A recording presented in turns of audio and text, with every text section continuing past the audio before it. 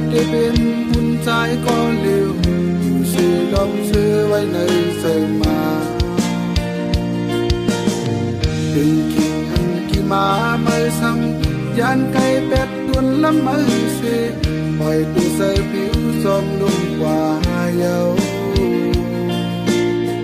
lệ hành cứ quay luôn lắm lại lửa xê bên lo đáng khó cùng rằng lắm vang các cô cầm giờ những quay đầu mưa liêu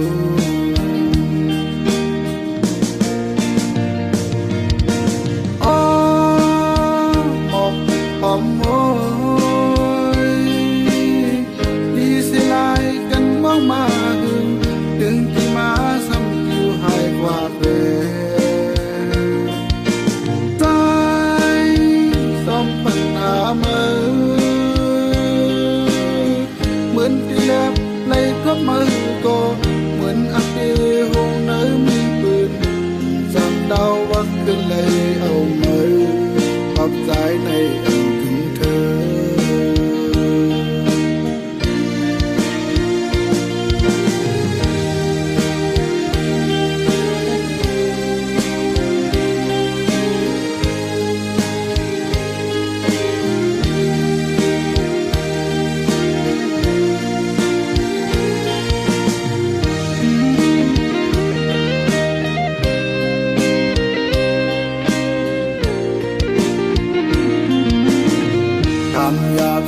xóm đúng la ma mưa ăn mơ đốt mi xóm nhìn ngọc hoàn hòm hướng người mơ đang cầu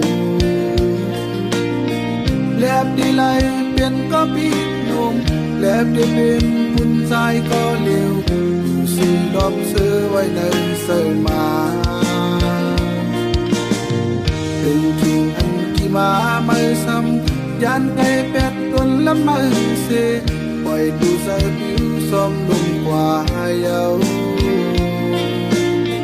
lấy hành cứ quay tuôn lắm lại từ xưa bên lòng đáng khó cùng rằng lắc quám các ô cầm giờ chúng quay trộm